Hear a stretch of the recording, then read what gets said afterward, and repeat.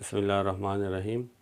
आज हम chapter number 1 matrices class 9th KPK board में एक और बहुत इम्पोर्टेंट टॉपिक को डिस्कस करेंगे।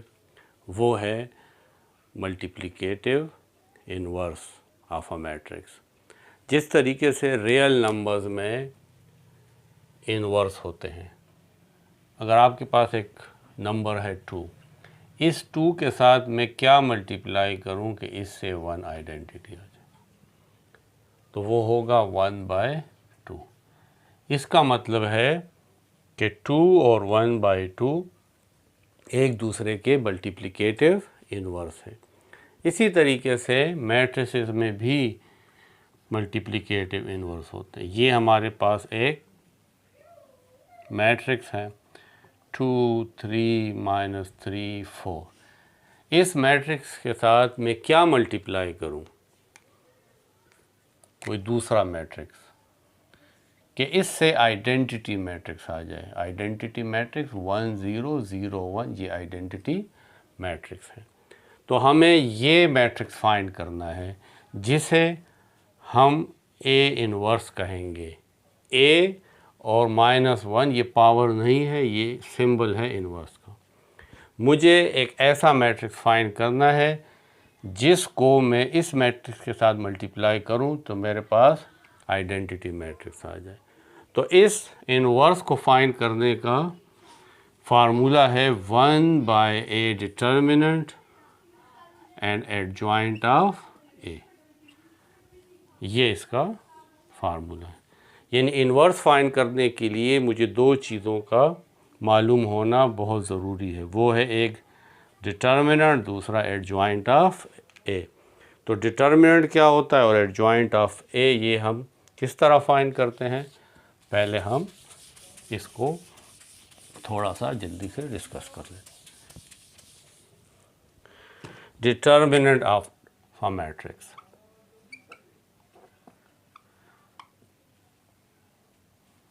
Determinant of a matrix. Suppose हमारे पास एक मैट्रिक्स है A। इसके एलिमेंट्स हैं A B C D। मैं इसका डिटर्मिनेंट फाइंड करना चाहता हूँ। तो पहले तो आप इसको A और ये दो लाइन एब्सोल्यूट या इस तरह दो स्ट्रेट लाइन, ये डिटर्मिनेंट का सिंबल है, यानी इसका मतलब है ये A डिटर्मिनेंट है। आप इस मैट्रिक्स A को अब डिटर्मिनेंट फॉर्म में लिख लेंगे। ये देखें, ये सीधी लाइन है, ये मैट्रिक्स है और ये डिटर्मिनेंट। अब हम इसमें क्या करेंगे, डिटर्मिनेंट फाइंड करने के लिए ये A D के साथ मल्टीप्लाई होगा, फिर बीच में हमारे पास माइनस का सिंबल आएगा और फिर ये B C के साथ मल्टीप्लाई होगा, B एंड C। इससे जो वैल्यू आएगी वो A डिटर्मिनेंट होगा। अगर ये डिटर्मिनेंट 0 आ जाए, इज इक्वल टू 0, तो फिर ये हमारे पास ये मैट्रिक्स सिंगुलर मैट्रिक्स होगा, सिंगुलर मैट्रिक्स। और अगर ये A B -B C not equal to 0 हो तो फिर इसको नॉन सिंगुलर मैट्रिक्स कहेंगे।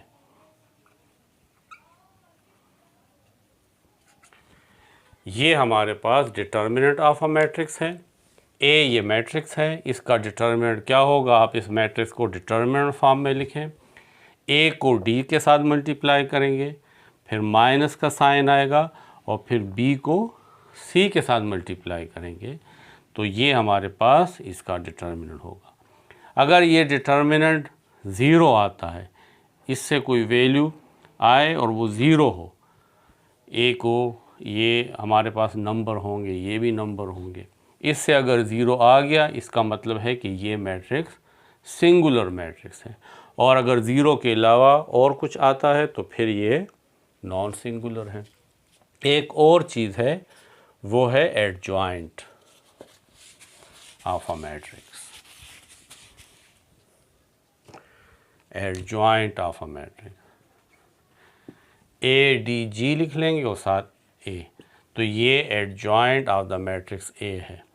एडजॉइंट में ये फर्स्ट एलिमेंट और ये फोर्थ एलिमेंट या लास्ट एलिमेंट ये आपस में पोजीशन चेंज कर लेंगे, यानी ये डी ऊपर चला जाएगा और ये ए नीचे आ जाएगा, और ये सेकंड एलिमेंट और थर्ड एलिमेंट इसके साइन चेंज हो जाएंगे, यानी अगर ये प्लस है तो माइनस हो जाएंगे और अगर माइनस है तो प्लस हो जाएंगे।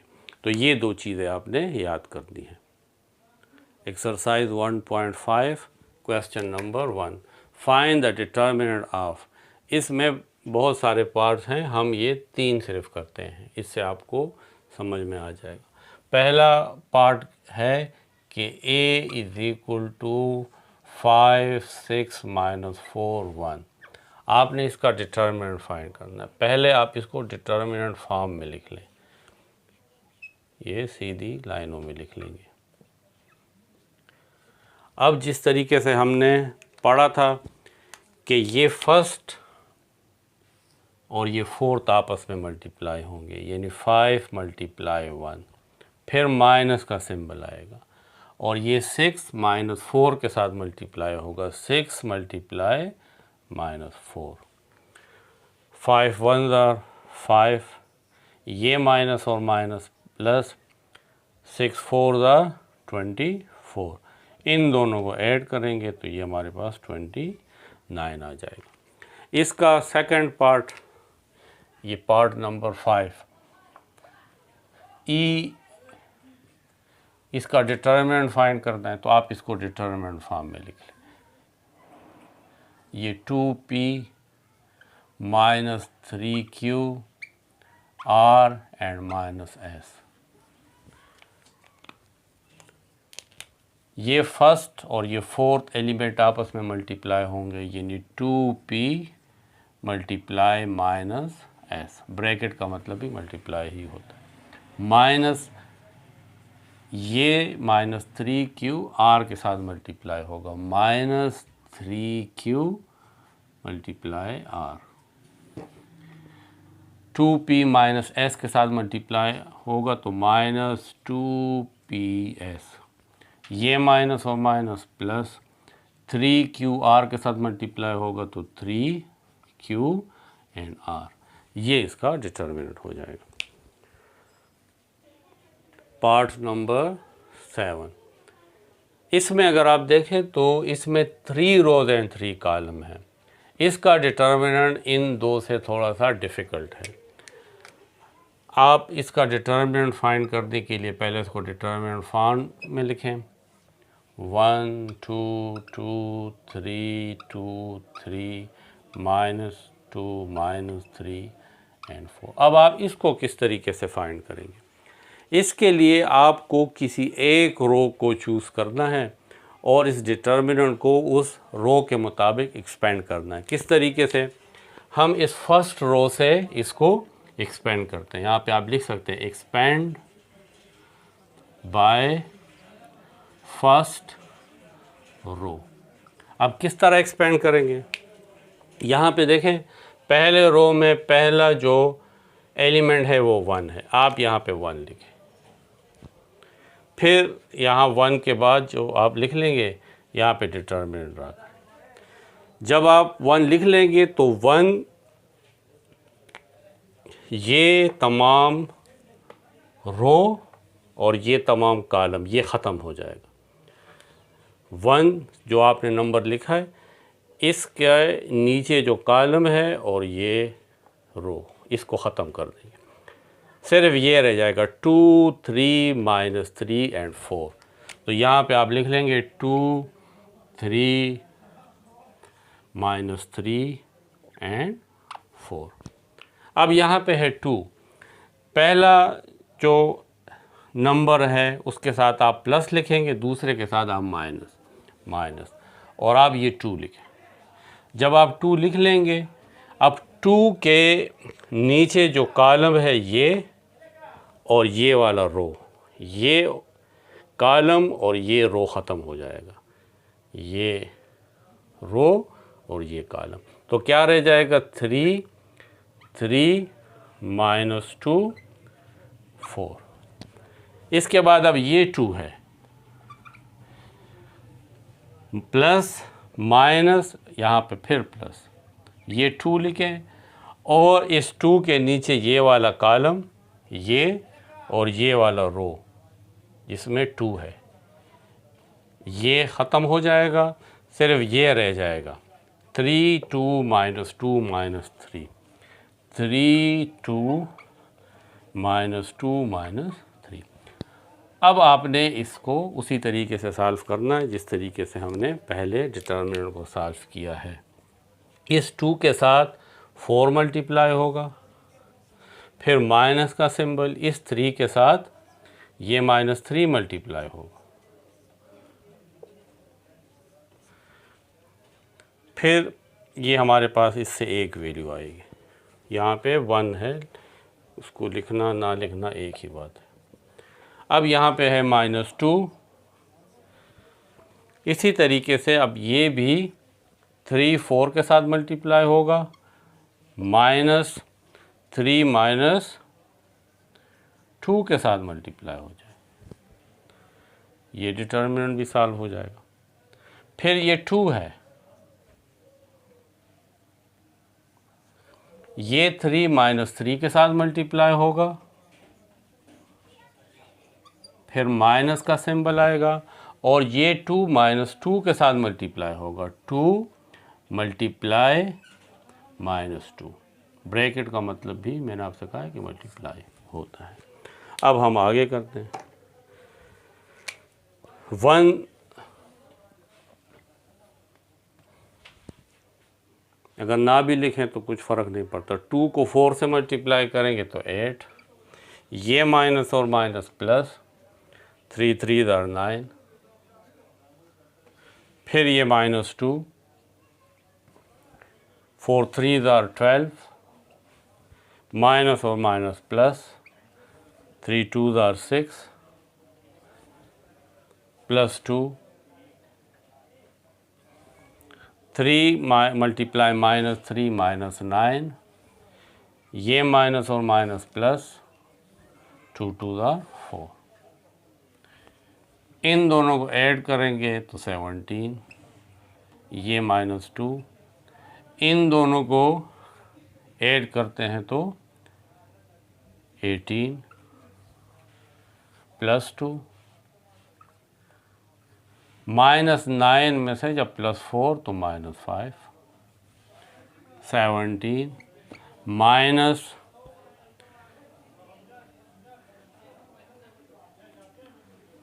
-36 plus minus minus 10, 17 -36 and -10, minus minus plus sign लगेगा बड़े का तो ये आ जाएगा -46। अब हम क्या करेंगे कि 46 में से 17 को माइनस करते हैं, ये 46 है और ये आपका 17 है, इसको माइनस करेंगे, साइन जो है वो 46 के साथ माइनस है और 17 के साथ प्लस, तो प्लस माइनस माइनस, 16 में से 7 माइनस होगा तो ये हमारे पास 9 आ जाएगा और यहाँ पे 3 में से 1 तो 2, माइनस साइन बड़े का लगेगा तो -29 इसका डिटर्मिनेंट है। Question 2, find which is singular and non singular. वो मैट्रिक्स जिसका डिटर्मिनेंट 0 होगा वो सिंगुलर होंगे और जिसका डिटर्मिनेंट 0 नहीं होगा वो नॉन सिंगुलर। ये हमारे पास एक मैट्रिक्स है, इसका हमने डिटर्मिनेंट फाइंड करना है। तो ए डिटर्मिनेंट, इस मैट्रिक्स को डिटर्मिनेंट फॉर्म में लिख लेंगे, first and last element multiply होगा minus, second and third multiply हो, 5 1s are 5, -6 इससे आता है -1, नॉट इक्वल टू 0, ये नॉन सिंगुलर है। दूसरा पार्ट है डी, -3 6 2 -4, इसका डिटर्मिनेंट 2 -4, -3 मल्टीप्लाई होगा -4 के साथ, -6 मल्टीप्लाई होगा 2 के साथ, माइनस और minus plus, 3 4s are 12, 6 2s are 12, 12 minus 12 0, singular matrix.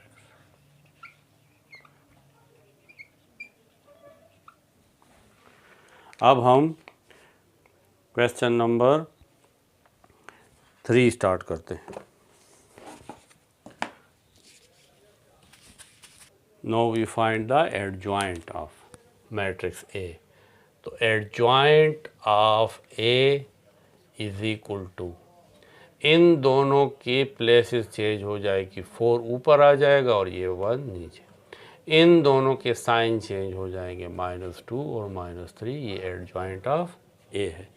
Adjoint of B,